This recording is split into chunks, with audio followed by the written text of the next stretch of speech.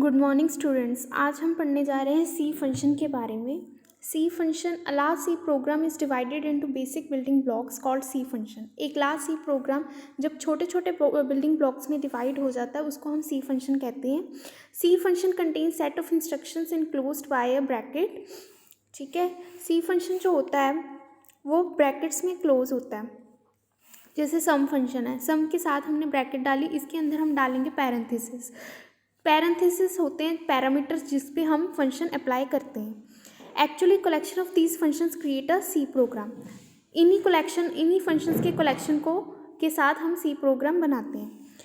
Usage of C functions. C functions are use to avoid re writing same logic code again and again in a program. ठीक है, सी function जो होता है वो री right same code को दोबारा री राइट करने से हमें अवॉइड करता है। ठीक है, हम एक बार फंक्शन बना के उसे अगेन एंड अगेन यूज़ कर सकते हैं। There is no limit in calling C functions to make use of same functionality wherever required. हम सेम फंक्शनैलिटी को कहीं भी यूज़ कर सकते हैं विद दिस फंक्शन।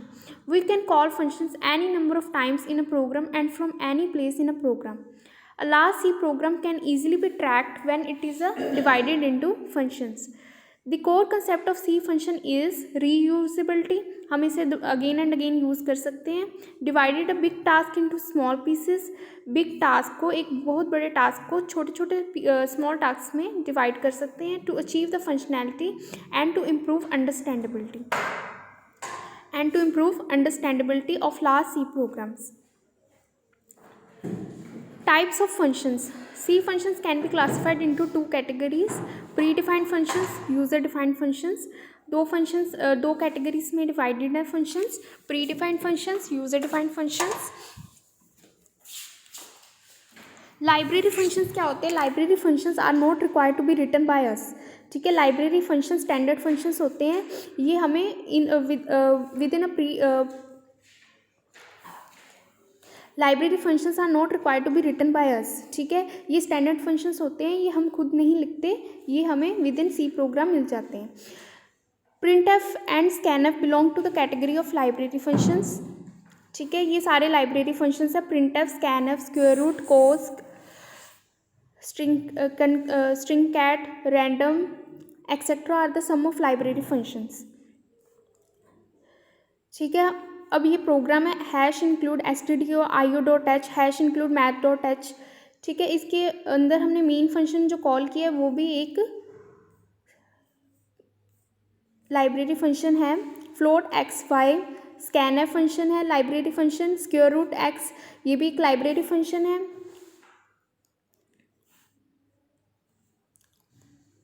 देन आता है need for user defined functions. What is the need for user defined functions? Every program must have a main function. हर एक प्रोग्राम का एक मेन फंक्शन तो होता ही है, वो है it is possible to code any program utilising only main function, it leads to number of problems. User defined functions वो होते हैं जो हम खुद डिफाइन करते हैं। ठीक है, जब हमारे पास कोई ऐसी नीड है जो स्टैंडर्ड फंक्शन, जो लाइब्रेरी फंक्शन कंप्लीट नहीं कर सकता, तो हम यूज़र डिफाइंड फंक्शन को डालते हैं बीच में। ठीक है, द प्रोग्राम में become too large and complex as a result the task of debugging, testing and maintaining becomes difficult. If a program is divided into functional parts, then each part may be independently coded and later combined into a single unit. These सब programs called functions. जो programme के बीच में हम सब programmes बनाते हैं वो होता है फंक्शंस। फंक्शंस जो होता है हमारे प्रोग्राम को स्मॉल बिल्डिंग ब्लॉक्स में डिवाइड कर देता है। These सब programmes called functions are much easier to understand, debug and test. इन्हें अंडरस्टैंड करना, इन्हें डिबग करना एंड टेस्ट करना, it's very easy. There are times when some type of operations or calculations is repeated at many points throughout a program. In such situations, we may repeat the program statements whenever they are needed. Another approach is to design a function that can be called and used whenever required. ठीक है, user defined function हम खुद define करते हैं। अगर हमारे पास कोई ऐसी नीड है जो हमें दोबारा यूज़ करना है तो हम यूज़र डिफाइंड फंक्शन को कॉल करते हैं। This saves both time and space बचता है इससे, elements of user defined functions, elements कौन से हैं यूजर डिफाइंड फंक्शन के?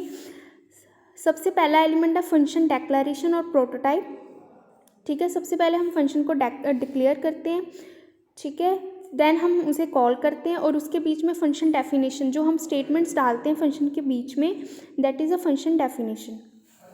ठीक है, फंक्शन डेक्लेरेशन, जब हम किसी फंक्शन को डिक्लेयर करते हैं तो उसके साथ रिटर्न टाइप, देन उसका फंक्शन नेम, उसके बीच में आर्ग्यूमेंट लिस्ट और बॉडी ऑफ फंक्शन। ठीक है, फंक्शन कॉल, जब हम उस फंक्शन को कॉल करते हैं, उसे यूज़ करते हैं। फंक्शन डिक्लेयर तब करते हैं जब उसके बीच में जो स्टेटमेंट्स हैं उन्हें हम इम्प्लीमेंट करते हैं। ठीक है, ये उनके सिंटेक्स दिए हुए हैं, फंक्शन डेफिनेशन, फंक्शन कॉल और फंक्शन डिक्लेरेशन के।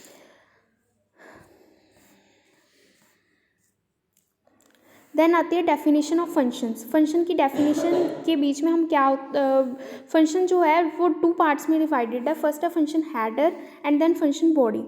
फंक्शन हेडर के में जो हम फर्स्ट स्टेटमेंट होती है हमारी रिटर्न टाइप, फंक्शन नेम, उस फंक्शन की कौन सी टाइप है और उसके लिस्ट ऑफ पैरामीटर्स, ये आता है फंक्शन हेडर में। ठीक है, जो उसका नेम बताया होता है जिसमें, और फंक्शन बॉडी वो होती है जिसमें हम उसे इम्प्लीमेंट करते हैं, उसके बीच में जितनी भी ब्लॉक में स्टेटमेंट्स हैं उन सभी को इम्प्लीमेंट करते हैं, वो आती है फंक्शन बॉडी में। ठीक है, form of C function, form of C function ये एक टाइप दी हुई है सी फंक्शन की। इसमें हमने फंक्शन को डिफाइन किया, रिटर्न टाइप, फंक्शन नेम, उसके बीच में parameter list, then block of statements. ठीक है, ये जो ऊपर वाला है ये फंक्शन हेडर है और जो नीचे वाला ब्लॉक है ये है फंक्शन बॉडी।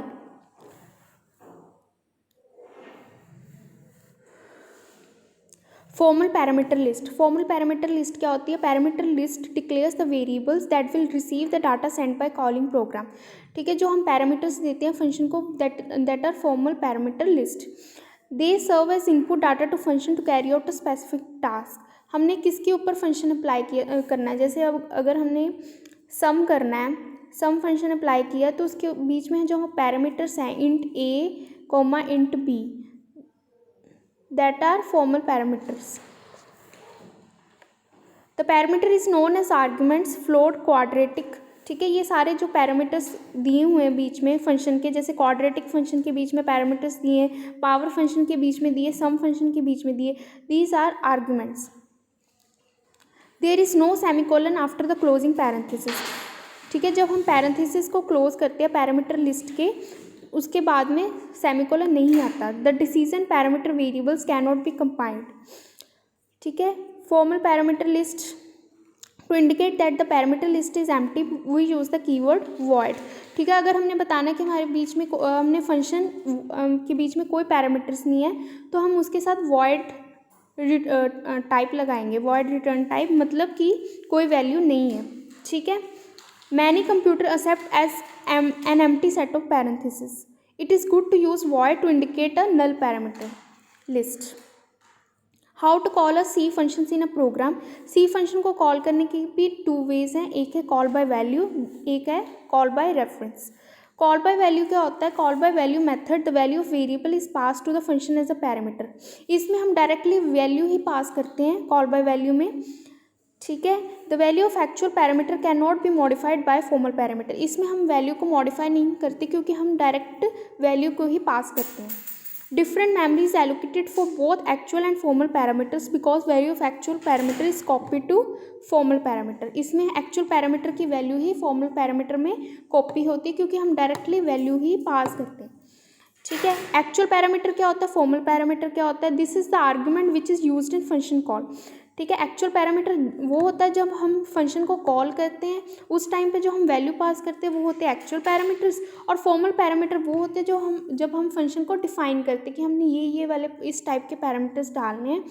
ठीक है, इंट टाइप के डालने हैं या करेक्टर टाइप के वेरिएबल वैल्यूज डालनी है तो वो हम फॉर्मल पैरामीटर में डिफाइन करते हैं फंक्शन डेफिनेशन में। ठीक है,